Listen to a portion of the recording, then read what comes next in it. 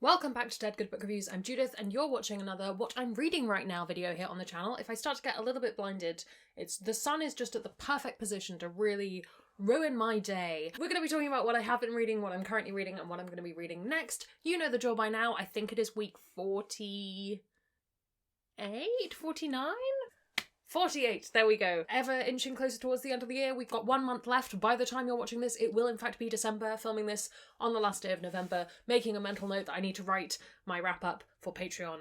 It needs to happen. Anyway, I finished 3 things since the last time we spoke. I was in London over the weekend, so I'm not surprised by that, but I'm a little bit bummed out because there's a lot of reading to be done before the end of the year, and I am falling behind. I'm not... Exactly. We'll talk about it. First up, I finished The Way of Kings by Brandon Sanderson. This is the first book in the Stormlight Archive. I had read this before. I did this by audiobook. Both times that I've read it, really enjoyed it, had a good time. An enjoyable audiobook over 2 weeks. I think if I'd been reading it physically, I think I probably would have skimmed a lot more, just because I don't love Brandon Sanderson's action sequences, or very specifically, like, the battle sequences.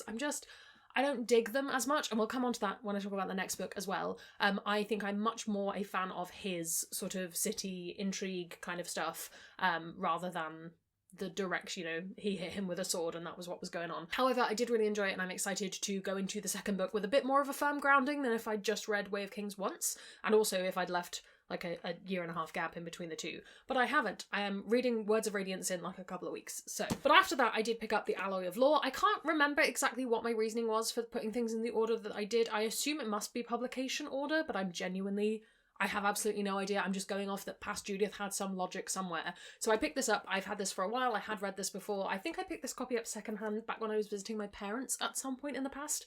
I'm sure it's in a vlog somewhere if you watch back all of the way. I liked this. I liked the second half a lot more than the first half. The second half felt much more like heisty, planning, intrigue, mystery kind of stuff. The first good chunk was a lot of action that I just didn't personally care for, and this is purely a me thing. I'm not saying it's badly written, it's just not what I gelled with. And also I had the problem that the main character's name is Waxillium, which everyone shortens it to Wax, and he has a friend called Wayne, so it makes complete sense. But my brain will not read it as Waxillium. Every time it's written down, I read it as Waxy William, which is a silly name, and it did somewhat take me out of it a little bit. But I am excited to read the rest of this series and see where it goes, because I think there's some really interesting world-building ideas in this, and the idea of taking a fantasy world that's very high fantasy from the original Mistborn trilogy and saying, like, well, what would happen when that world hit the Industrial Revolution, and that kind of thing. It's a really interesting idea. I don't know that this specific book was for me as much as some of the other books have been, and like part of this project is comparing one thing to another, and I think Elantris is still probably my favourite.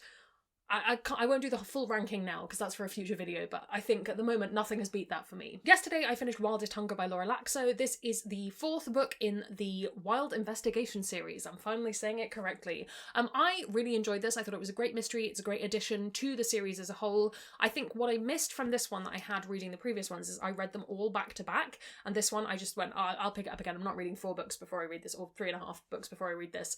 And I actually think that the overarching meta plot of the series I lost somewhat, and I kind of found myself going like, well, why are we following this when this plot's happening, and are these plots going to come together? And I'd kind of forgotten that one was very much like an overarching thing rather than one being the main mystery. I think it didn't hit as hard as some of the previous books have done, but that doesn't mean it wasn't super enjoyable. It's one of my favourite mystery series. I highly recommend it. And you've got a whole 4.5 books worth to read if you should like to at this point in time. Currently reading, I have 2 things. I have City of Stairs by Robert Jackson Bennett. This was kindly gifted to me by someone on Patreon, actually. I am, I think, about 230 pages through, just over halfway. And I say I think because I am actually doing the audiobook for this. I've done that thing of getting really into knitting again. I've been knitting socks. I would show you some of them, but they are all everywhere. I kind of forgot up until very recently that I could do that while having an audiobook on, and that might solve some of my problem of I haven't done any reading because I've just been knitting. So we're working on it. I took a little bit of time to get into this, but actually now that we're about halfway through, I am really enjoying it. I really like the main character. What is her name? Shara.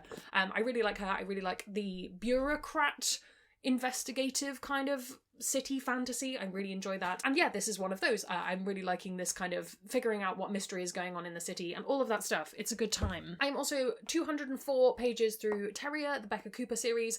I'd got it mixed up in my head, and this is going to be one of those times where I confess that I just like fully was wrong. I really thought this was taking place after the events of Alana. It's very much before. This is like a way back when prequel kind of story. So it took me a minute to realise that and then go, oh, okay, adjust expectations. Let's go. And actually I am enjoying it now that I've got that far. It's a little bit like reading books about the police in the current, like, everything is a bit meh, but they're not really the police, but they aren't. I'm liking this. I'm not liking it as much as other Tamara Pierce books I've read, but I'm willing to admit that I'm only 200 pages of, like, nearly 600 pages of the way through this, but it's quite big font. I'm hoping to finish that. If not today, then tomorrow. I have an Animorphs book that I need to finish this week. I'm probably going to try and read that on Sunday, just because I find Sundays are good days to read Animorphs books. And then I also have my reread of Sorcery of Thorns by Margaret Rogerson that I am reading for Overbooked, because that will be coming your way in the new year. So yeah, 4